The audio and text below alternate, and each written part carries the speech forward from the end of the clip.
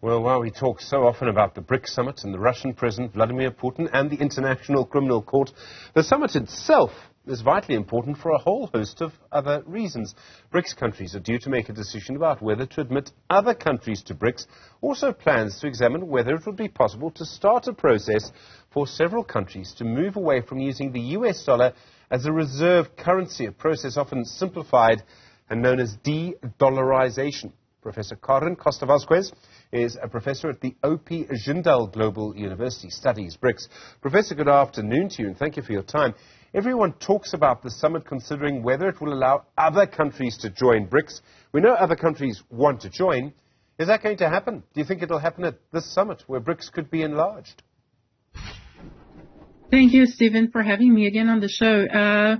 We have had in the past months a considerable number of expressions. Around 19 countries have expressed their interest in joining the Brics. Approximately half of them actually formalized their process to join the bloc. And this is very welcome in the sense that it will help strengthen the Brics as a platform for the Global South for a more equitable global governance. But many of the member states, they have concerns as for instance, how to reconcile Brics expansion with the current consensus-based decision-making within the bloc, and also how to balance the different countries and their strengths within the bloc. So these concerns need to be equalized in criteria and processes for the joining of the new members. There are some concerns also that the Brics is seen as an anti-Western group, and whether this could raise issues with other strategic partners for many of the Brics countries. But one thing is for sure, the Brics must look into ways to strengthen dialogue with other mechanisms.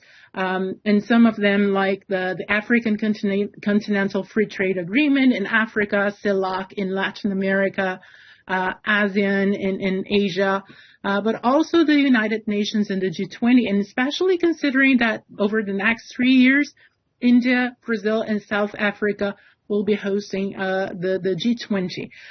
So there's a lot of discussion, a lot of debate on whether expansion will happen, and not so much on what are the other alternatives in case expansion doesn't happen at this present moment for the different issues I raised, and how in parallel dialogue with these other mechanisms could be fostered within the Brics. So how would the Brics countries, the 5 Brics countries we have now, decide who gets to join and who doesn't? To put it another way, if Iran says they want to join, do they just get to join because the 5 countries currently agree and because Iran is not the United States? What happens if the United States applies to join? I mean, why should it be that you can't belong to both NATO and Brics, for example? How would this be decided? Who can join and who can't? So there are 2 possible starting points, right? One, either a Brics countries or a number of Brics countries' current members, they invite another country to join. As for instance, this was what happened to South Africa in 2010. It joined the Brics by invitation from China. But also countries are free to formalize, to submit their interest to join the group, regardless of having an invitation for so. And the process is based on the decision on which members will join the Brics is based on consensus. This is the one of the principles that guides Brics cooperation. And of course, consensus, in reaching consensus, different countries will have considerations regarding geopolitics, the balance within the grouping, whether countries are allies, if Western powers were specific member states within the bloc, and to what extent this could potentially dilute the influence of the other member states. So these are very intricate decisions and considerations that need to be cleared out as the countries move forward, and they're not necessarily very easy to sort. So again, I think we cannot afford to lose the momentum. Of course, Brics expansion has its value, but as valuable as the Brics expansion itself is how Brics is engaging, is coordinating with other mechanisms from the global south. The other issue, of course, is sort of de-dollarization. So at the moment, most countries and most companies in the world, if they're trading across their borders, they will use the United States dollar as a reserve currency. And there are various reasons for that. One of them, as I understand it, is that the U.S. economy is quite transparent. You know what's happening there. It's easy to assess its value, whether the currency is getting weaker or getting stronger. Most BRICS countries would like to see a de-dollarization. So fewer countries, fewer companies would trade in US dollars. There would be a currency, perhaps even a sort of BRICS currency. Is that really realistic? I mean, there are reasons why the US dollar has been quite successful as a reserve currency for many years. Right. I believe it's realistic, the same way that the sterling pound substituted the gold back centuries ago, and the dollar substituted the sterling pound, and eventually a new currency or a basket of currencies or some other payment mechanism will eventually substitute the dollar. I think this is part of our economic cycles, and we've seen this throughout history. I think the main point here is not whether it's realistic, but how it's going to happen, at what cost, and how much time it's going to take.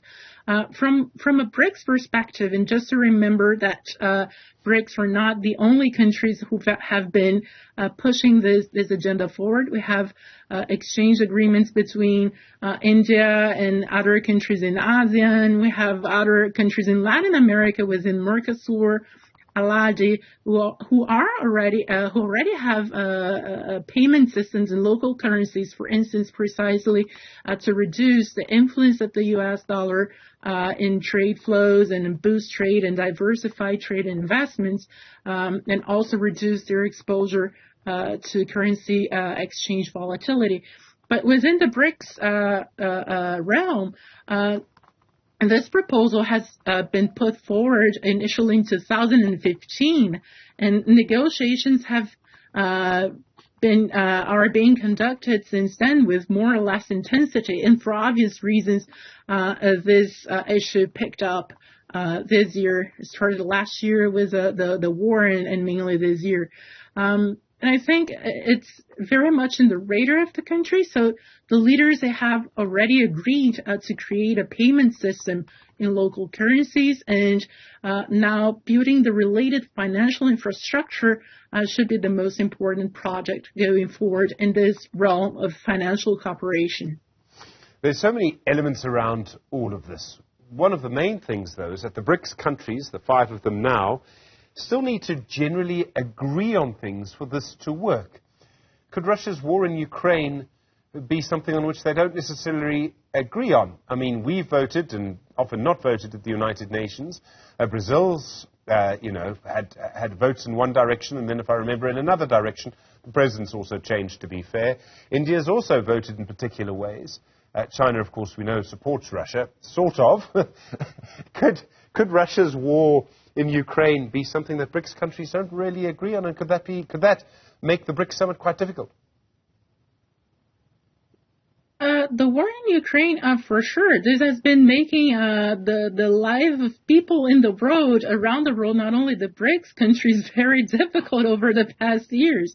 So it's definitely an issue that needs to be acted upon.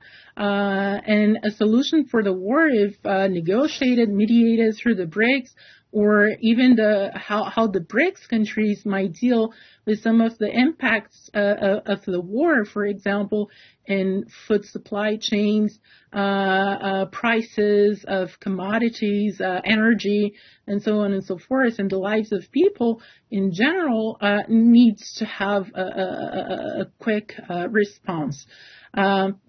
About reaching consensus is always difficult, and it's one of the beauty and the blessings and the curses of multilateralism. It's not a benefit of the Brics countries alone. Many other processes also have this challenge, and negotiation needs to go forward among the countries. Professor Karen Costa-Vazquez, thank you. Professor at OP Jindal Global University, as you can hear, an expert on Brics. Professor, really appreciate the insights. Thank you. In a moment.